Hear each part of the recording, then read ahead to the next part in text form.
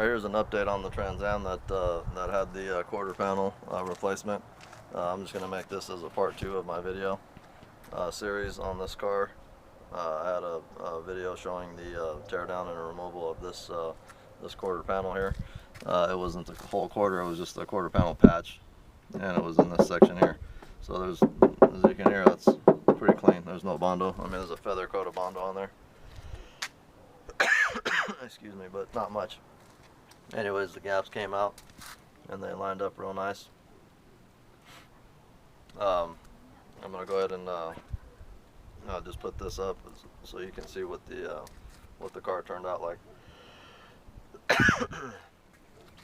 In the sun, you can see a little bit of a blend job right in here, and that's just because I didn't take the base and base this whole side. There wasn't really a need to do that. I didn't see a need to do that. The car's, you know, damn clean, and you know, it looks pretty damn good the way it is. But again, to the untrained eye, you won't be able to see it, but I could see a blend job right in the center of the door, or maybe about 60% of the way through the door.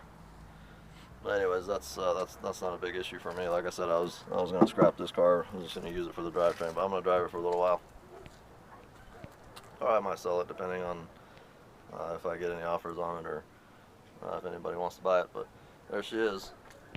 Let me show you one more thing I've been working on. Actually, I had the weekend off. I didn't do pretty much anything on the weekend.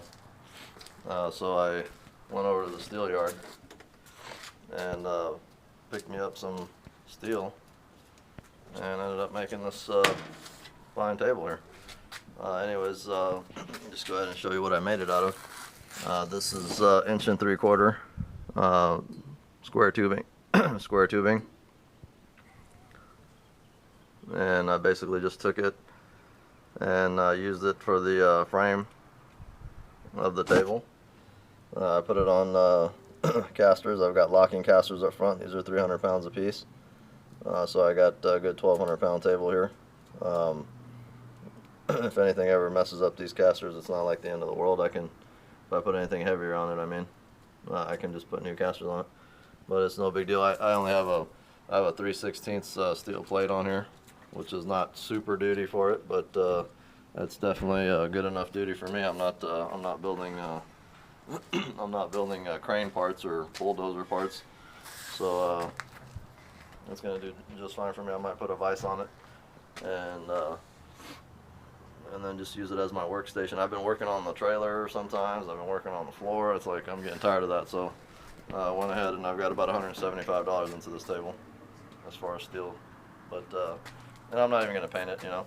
I got the edges rounded off here so you don't come into it and get yourself in the kidney.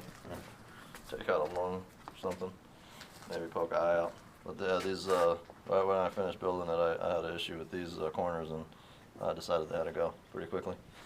So anyways, $175, and it's for what I've got into it and a little bit of labor. I think it took me like, I don't know, 3 hours, 4 hours maybe to make this table. Me and my son worked on it and got it done. But like I said, I'm not even going to paint it. I'm just going to keep it oiled. I kind of like that raw steel look. It kind of looks rugged. I mean, it's going to get damaged. You know, I'm going to put engine parts on here, or whatever I'm working on. But again, I'm not going to be working on cranes or anything, so I don't need those. I've seen these welding tables that are made out of like inch and a half plate, 7/8 plate, half-inch plate. I mean, that's just gargantuous, and I don't need it. It's not something that I'm going to be tearing through, so that's good enough for me. But she turned out real nice.